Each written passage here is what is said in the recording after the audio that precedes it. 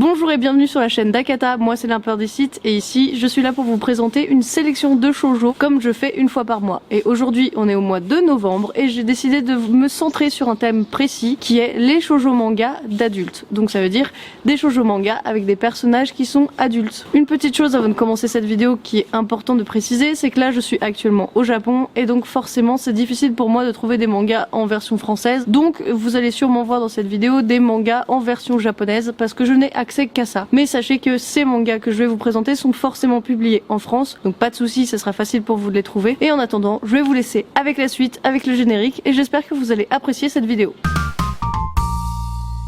Le premier manga dont je vais vous parler s'appelle Les Fleurs du Passé, ça a été publié chez Komiku et c'est fini en 4 volumes. Alors ce manga raconte l'histoire de ce garçon ici présent qui s'appelle Haruki et qui est tombé amoureux d'une fleuriste qui s'appelle Roka. Alors évidemment, lui il va essayer de tenter sa chance avec cette jolie fleuriste aux cheveux courts, mais le problème c'est qu'il va se rendre compte en fait qu'il y a une autre personne qui surveille de très près cette fleuriste et ce n'est autre que son ex-mari.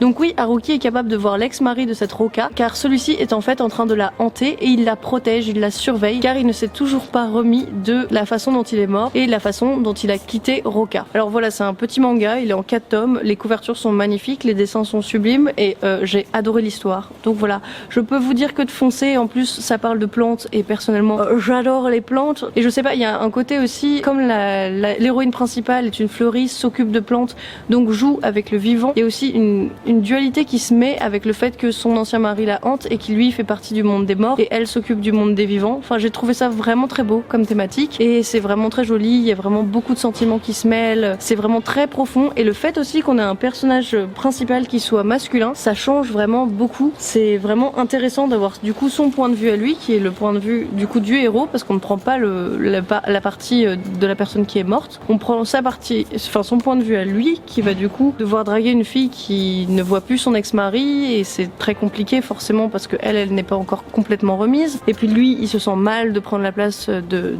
prendre la place entre guillemets de son ex-mari. Donc voilà, c'est très compliqué, c'est plein de sentiments qui se mêlent et je trouve que c'est vraiment un beau shoujo d'adulte. Si jamais vous êtes un peu plus vieux ou plus vieille et que vous avez du mal avec les shoujo actuels, ben je vous conseille très clairement ce titre parce qu'en fait c'est un titre intelligent et je pense qu'il pourra vous séduire. Voilà, comme il m'a séduit. Donc j'espère que vous le lirez parce qu'il en vaut vraiment la peine.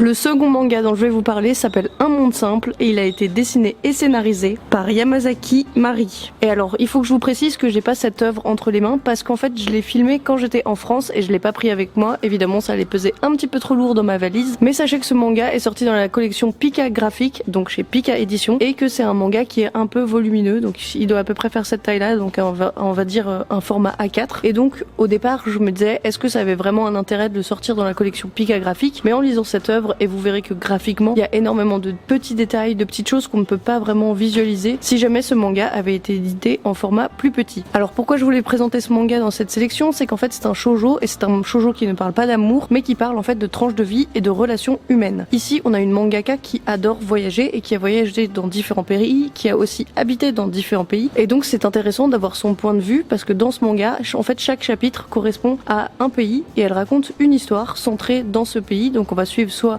des familles, soit des femmes célibataires, soit des hommes célibataires. Premièrement, ce manga est intéressant parce qu'il montre comment une japonaise peut voir par exemple l'Europe ou encore l'Amérique du Sud ou certaines îles en Polynésie, donc c'est vraiment intéressant. Et deuxièmement, ensuite on peut voir comment est-ce qu'elle retranscrit leur culture, comment est-ce que elle, avec son œil japonais, elle arrive à regarder justement ces différents pays et ces différentes cultures auxquelles elle n'est pas habituée. Et enfin je trouve que dans le manga il y a souvent une critique que mes grands-parents font, c'est que les personnages qu'ils dessinent ne sont pas du tout humains et ne représentent absolument pas les japonais. Et bien là on a la proposition d'une japonaise de représenter différentes ethnies, donc en utilisant différents styles, différents graphiquement pour essayer de les représenter et essayer de les différencier et c'est intéressant comme travail je trouve graphiquement. Après au niveau de l'histoire il faut savoir que c'est que des courtes histoires, donc un chapitre, une histoire. Donc forcément c'est pas des histoires hyper poussées et très denses au niveau contenu, mais quand même je trouve qu'il se ressent une espèce de grande douceur dans tous ces chapitres de ce manga, parce qu'à chaque fois on suit des petites tranches de vie qui sont très agréables à regarder. Voilà, donc je vous le répète, c'est sorti chez Pika,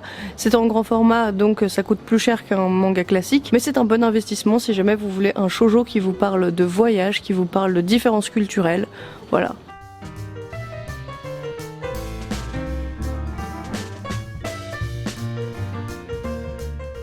Et le dernier manga que je vais vous présenter dans cette sélection, c'est un manga qui est sorti aux éditions Akata et qui s'appelle Game. Alors c'est une série qui est encore en cours de parution, mais attention, comme je vous ai dit, c'est une sélection de shoujo d'adultes, et normalement quand on entend adulte et manga, on se dit tout de suite que c'est érotique. Et ben bam, voilà, là c'est votre manga érotique du mois, je vous l'ai trouvé. Il est très très bien parce qu'il parle de relations sexuelles entre un garçon et une fille, mais avec une fille qui n'est pas une fille niaise qui se laisse faire, car c'est une fille qui est une femme qui a beaucoup de caractère, qui est très forte, qui travaille dans un cabinet d'experts comptables, donc forcément c'est un monde d'hommes, mais elle est très professionnelle, elle est toujours très froide, elle garde toujours ses sentiments enfouis en elle, et c'est une bosseuse incroyable, et forcément elle ne veut pas se retrouver avec un petit ami dans les pattes, parce que ça va lui prendre du temps, et de deux, elle veut surtout pas que ce soit avec un collègue qu'elle sorte avec, parce que sinon ça fera des histoires dans sa boîte, et peut-être qu'elle va perdre son poste. Donc quand ce nouveau collègue arrive dans sa boîte et lui demande littéralement s'ils peuvent coucher ensemble, au début elle est très réticente, puis elle se dit ok si personne d'autre dans la boîte le sait, et si évidemment on garde nos distances, et si c'est juste pour être charnel. Donc là on a vraiment une femme qui s'assume, une femme qui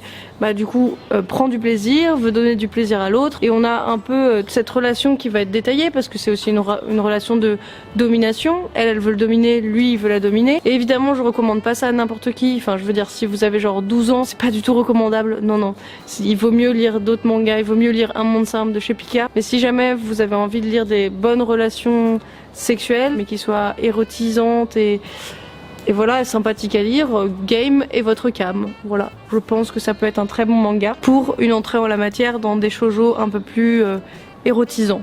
Voilà, c'est une bonne porte d'entrée.